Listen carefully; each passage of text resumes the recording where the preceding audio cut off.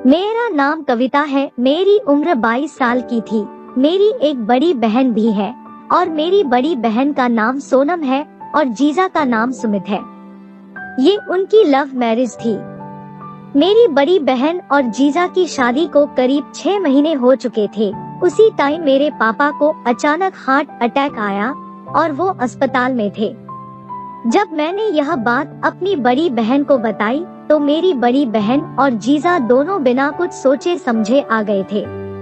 Time ही ऐसा था, इसलिए मेरी बड़ी बहन के आते ही माँ ने उसे गले से लगा लिया और उसकी गलती के लिए उसे माफ कर दिया और बड़ी बहन और जीजा के रिश्ते को स्वीकार कर लिया।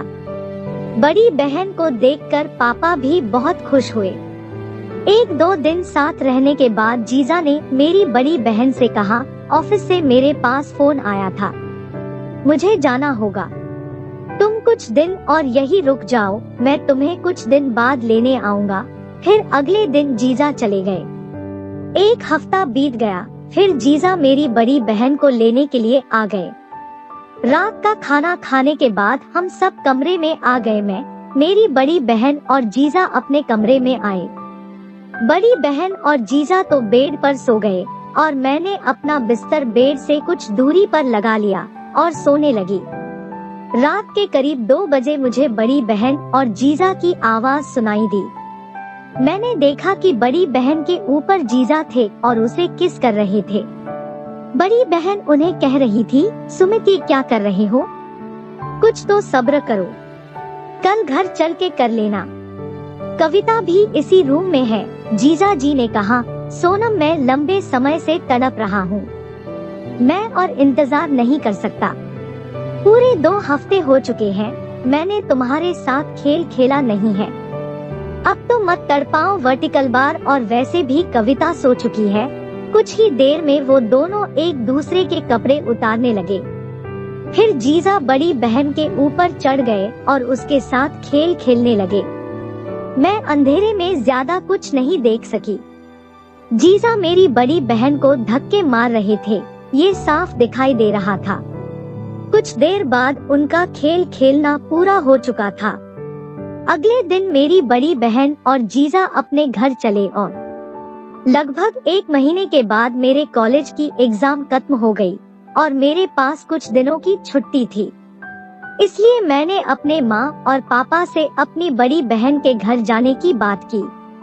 उन्होंने भी मुझे मेरी बड़ी बहन के घर जाने के लिए परमिशन दे दी।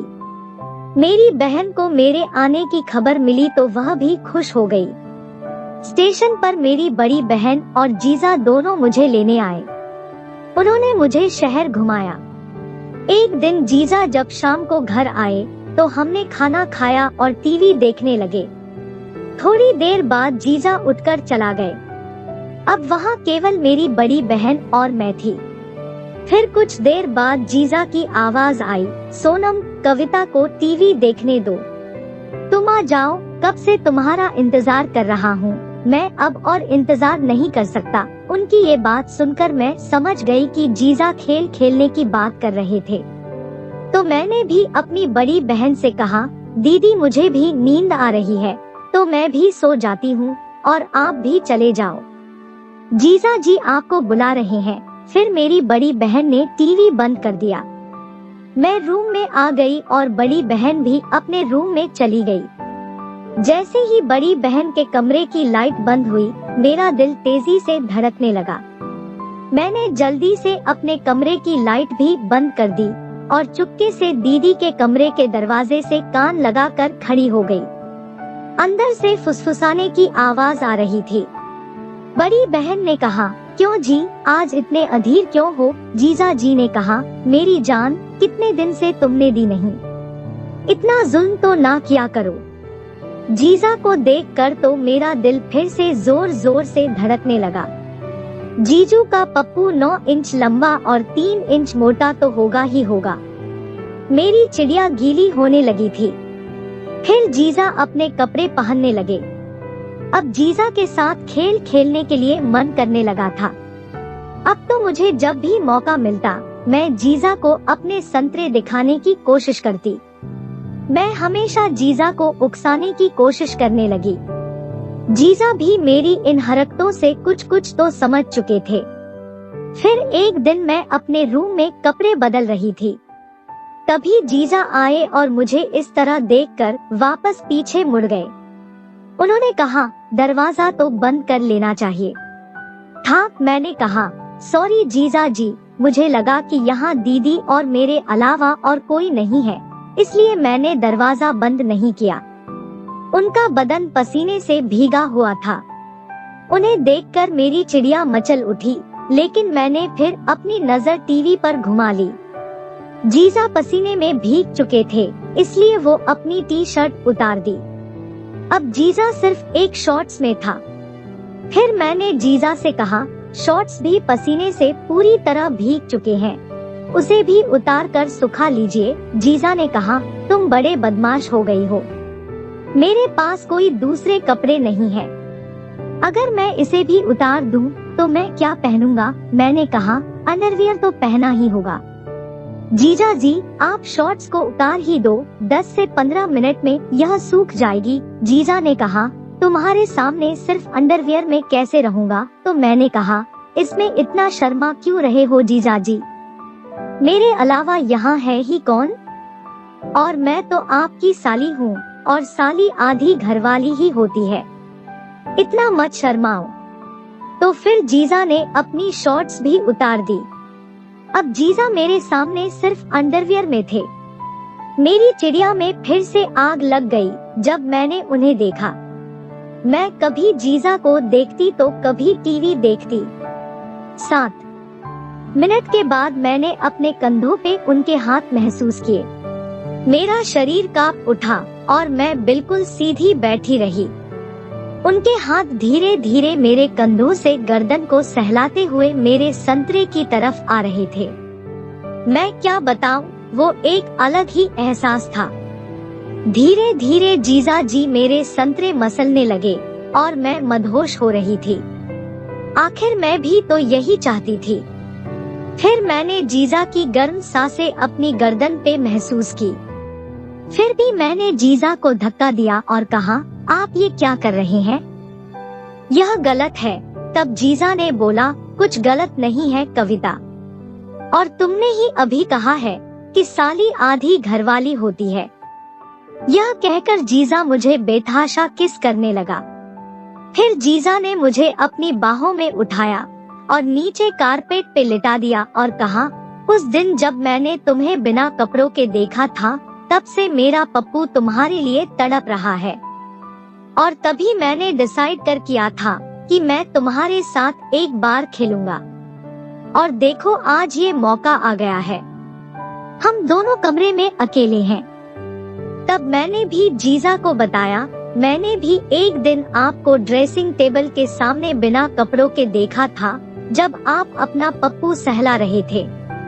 मैं भी तब से आपके पप्पू की दीवानी हो गई हूँ। फिर धीरे धीरे जीजा मेरे कपड़े उतारने लगे। आज पहली बार ऐसा खेल खेलने वाली थी।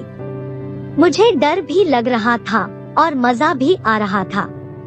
जीजा ने अपनी अंडरवियर उतार दी और मेरे भी कपड़े उतार दिए। जीजा जी का पप्पू इतने पास से देखकर तो आंखें फटी की फटी रह गई और मेरी चीख निकल गई। मैंने कहा, जीजा जी, आपका पप्पू इतना मोटा और लंबा है, ये मेरी छोटी सी चिड़िया में कैसे जाएगा। जीजा ने बोला, अब मेरे पप्पू को चूस। तो मैंने उनका पप्पू पकड़ा और उसे चाटने लगी। धीरे धीरे मैंने उसे अपने मुंह में लेने की कोशिश की। जीजा को बहुत अच्छा लग रहा था, मुझे भी बेहद मजा आ रहा था। मेरी चिड़िया फिर मचल रही थी। जीजा जी ने मुझे फिर कारपेट पे लिटा दिया। फिर उन्होंने मेरी चिड़िया अपनी उंगलियों से खोली और देखते रहे। फिर वो बोले, कविता, तेरी चिड़िया कितनी प्यारी सी है, कितनी टाइट और छोटी सी है। फिर जीजा मेरी चिड़िया के और करीब आए और अपनी जीभ से हल्के से उसे चाटने लगे। उन्होंने फिर अपना थूक उंगलियों पे डाला और मेरी चिड़िया हल्के हल्के मसलने लगे। मेरी सांसें बढ़ने लगी थी।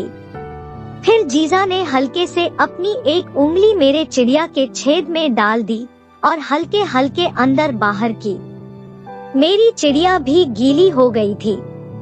फिर उन्होंने एक और उंगली अंदर घुसानी चाही, पर मुझे दर्द होने लगा। उनका पप्पू मेरी चिड़िया को रगड़ रहा था। मैं तो जैसे 7वें आसमान पे पहुंच गई थी। जीजा ने एक धक्का देके अपने पप्पू का टॉप मेरी चिड़िया में डाल दिया। मेरी चीख निकलने लगी, लेकिन वह मुझे चूमते रहे और 2 से 3 मिनट बाद एक और धक्का देके पूरा का पूरा पप्पू मेरी छोटी सी चिड़िया में घुसा दिया। मैं तो दर्द के मारे पागलों की तरह चिल्लाने लगी, लेकिन जीजा जी नहीं रुके। उन्होंने धक्के देना शुरू कर दिया, घपा घप वर्टिकल बार। मेरे दर्द बहुत हो रहा था। फिर 6 से 7 मिनट बाद दर्द काम हो गया और मजा आने लगा। जीजा जी ने सही कहा था। ऐसा लग रहा था कि मैं जन्नत में थी। उसके बाद